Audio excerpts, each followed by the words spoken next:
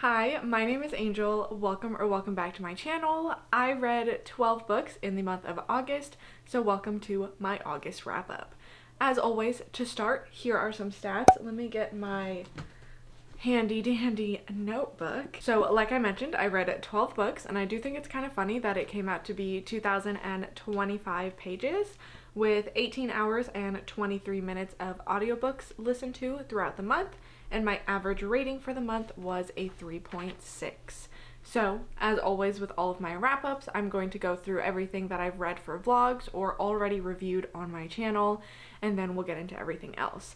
So starting off, you guys know August was a busy month for me. I was moving, and I'm still adjusting to the routine and getting used to filming and editing and posting, and then also adjusting to my new work schedule.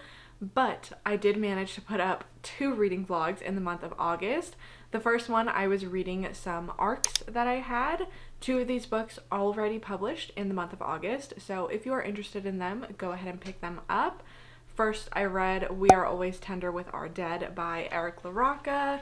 This is the first book in the Burnt Sparrow trilogy that is about small town secrets and murder and weird creatures, people. This one, unfortunately, did not work for me, and I did give it 2 stars, which was really disappointing because I love Eric LaRocca.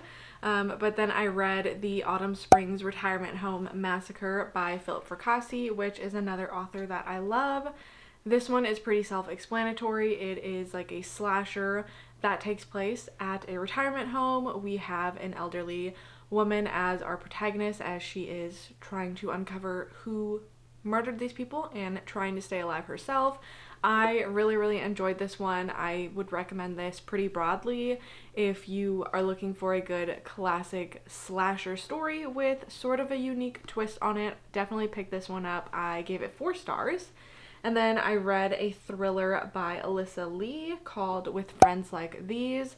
This is about a group of college friends who are now in their 40s, and they are still playing a game that they came up with in college, yet this time around the stakes are a lot higher, a lot is on the line, it becomes a little life-threatening for some of the players.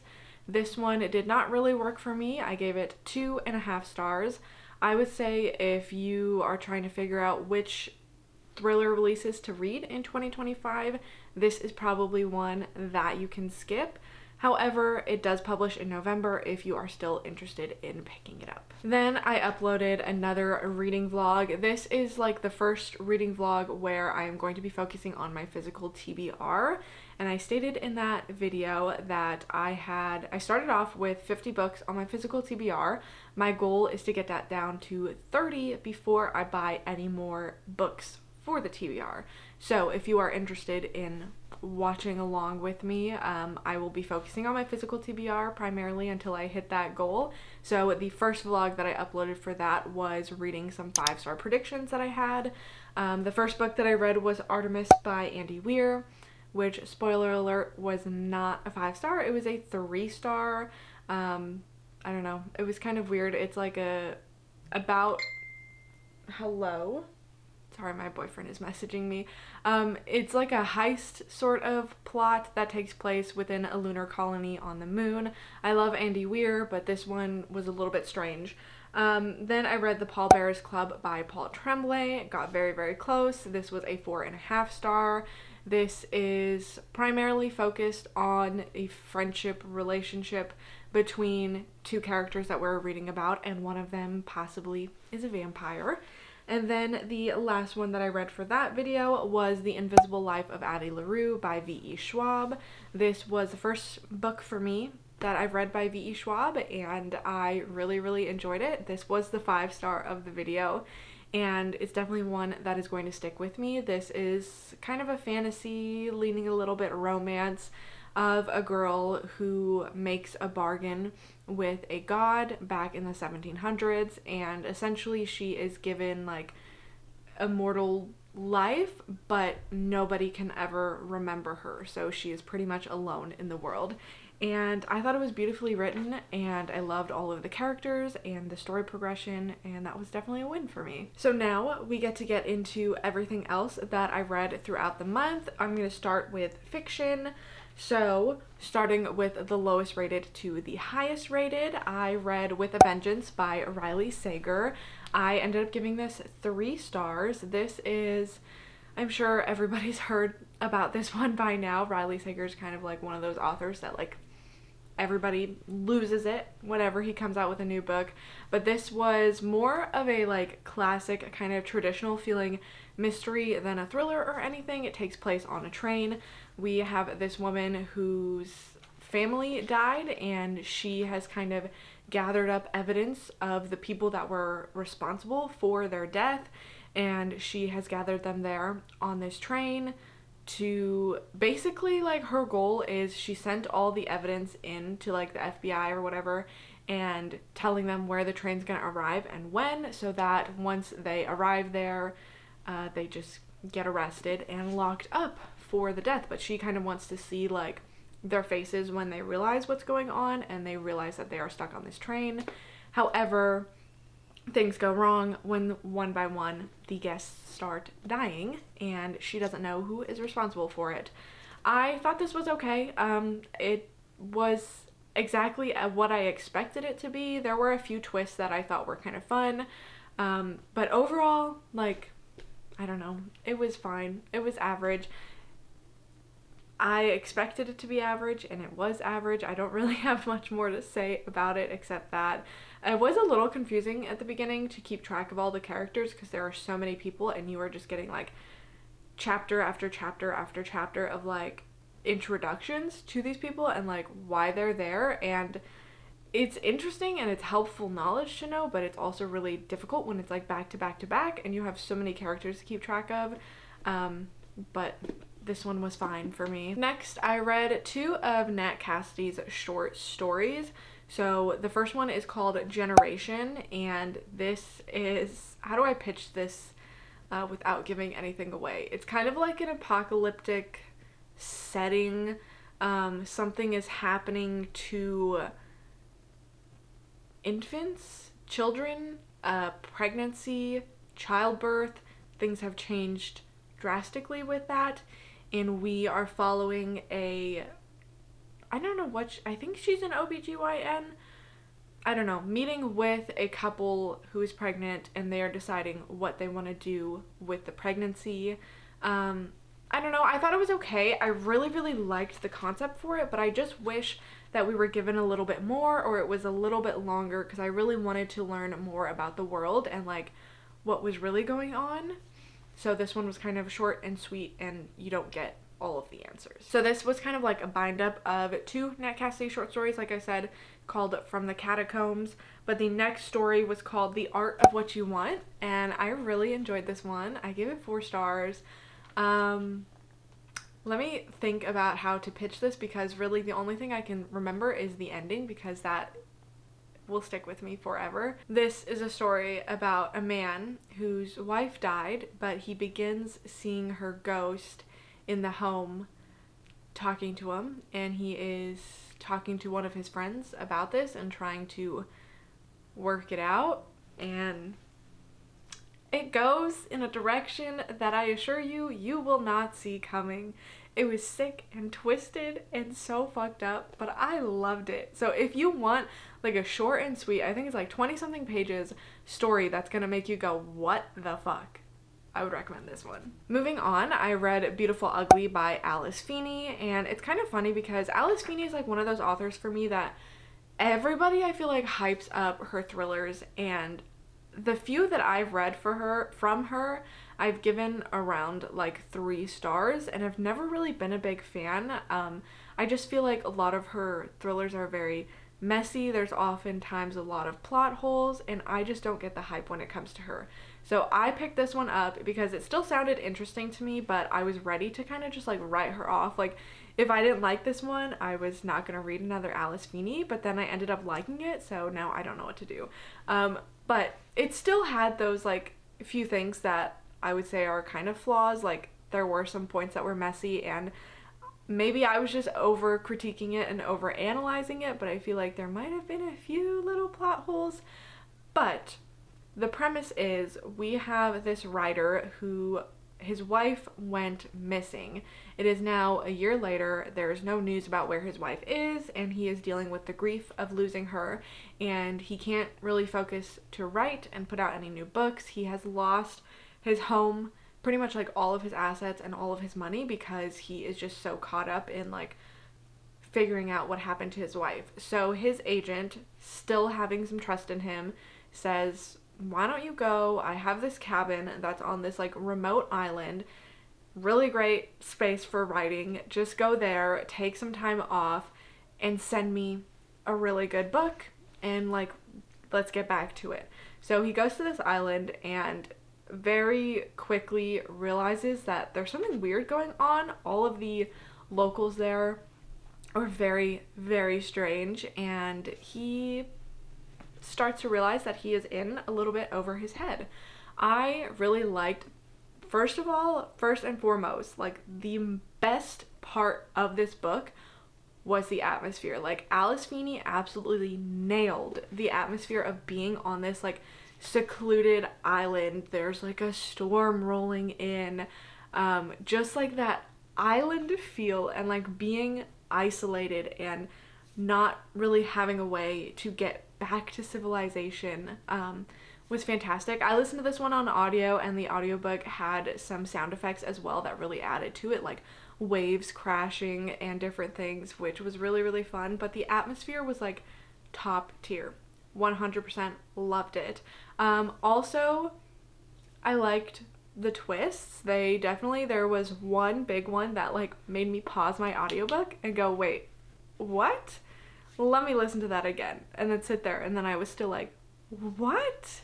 Because it just caught me so off guard. So now I don't know what to do about my Alice Feeney situation. If you guys are a fan, what is your favorite Alice Feeney book? I've read Rock, Paper, Scissors, didn't like it really that much. His and Hers, I sort of enjoyed, but that was still around 3 stars. Daisy Darker, I DNF'd, and then Sometimes I Lie.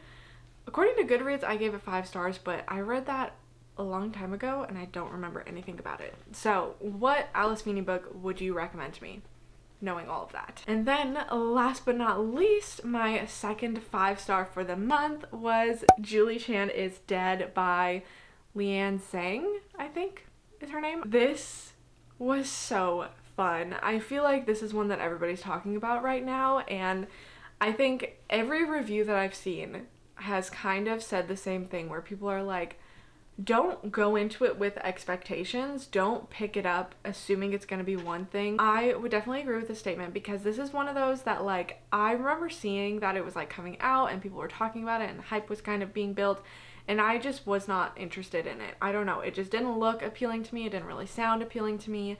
And then the more that I saw people read it and review it online, I was like, okay, I'm starting to get a little bit sold on this. I ended up picking it up. I do agree with that sentiment. Throw any expectations out the window, because this book goes a totally different direction than you could ever predict. So the story follows Julie and her twin sister, whose name I can't remember. They were both raised by different families because they were adopted. And so her sister was raised kind of by a wealthy white couple and was kind of given better opportunities for things and to grow herself up, and she became an influencer and is very, very rich and very, very well known, while Julie was raised by her aunt, who was very manipulative and conniving and really kind of just a bitch, and Julie was not given a lot of opportunities to do anything great for herself, so she is kind of stuck in like a dead-end job working as a cashier, barely able to afford anything, and her aunt keeps taking her money. So Julie, one day, she's estranged from her sister, but she gets a phone call from her sister that is kind of alarming. So she decides to travel to where she is and go to her apartment, and she finds her dead. When the police show up, they assume that she is her sister because she's like a well-known influencer, a very well-known face, and she just kind of like rolls with it and gets roped into it very quickly, and before she realizes it, like, she can't take back what she said, and so now she is stuck in this influencer world. And that was kind of fun to see her navigate, because obviously, like, she's never done that before. Like, she has to interact with these people that she's never met before, try to act like nothing is wrong and like she is her twin sister, do stupid things like go to, what is that, like a soul cycle, is that what they're called, soul cycle class, where she's very out of shape, but she has to pretend she like can do it because her sister would go every morning. So it was just kind of like silly little fun things like that, and I really liked seeing the glimpse into that. And it's kind of like satirical about the influencer world, and it was really, really funny at points. And then about halfway through, all of the girls go on this yearly retreat, and then the story starts to turn and become something totally different. It gets wild and unhinged and dark, but it stayed so light and comical the whole way through, even though there was like dark ritualistic things happening. And I really, really loved this one. I just thought it was so fun. I loved the writing. I loved the comedy in it. I loved the characters. I loved just the setting and being in the world of the influencers and just the absurd situation that our character is in, and the way things wrap up at the end. I really, really enjoyed. If you have been debating whether or not to pick this one up, I would definitely recommend it. Now, I read one nonfiction book in the month of August. I don't know why. I forgot what month we were talking about. The book was Forest Euphoria, The Abounding Queerness of Nature. I don't have the author's name in front of me, so I don't remember what it is, but it'll be on the screen.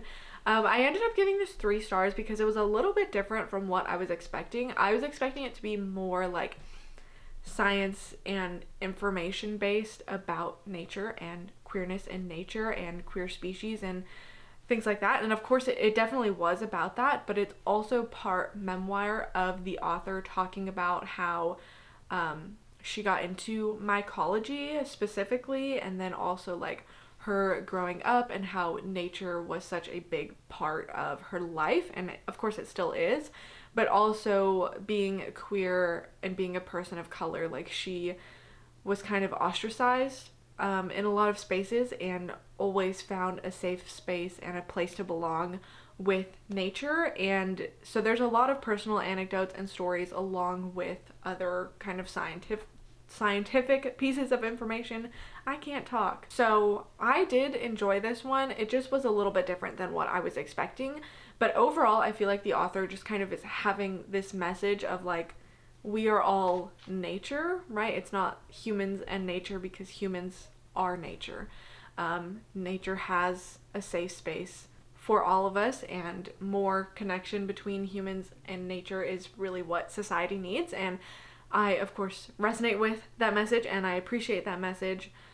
So I would still recommend this, although it was still around 3 stars for me.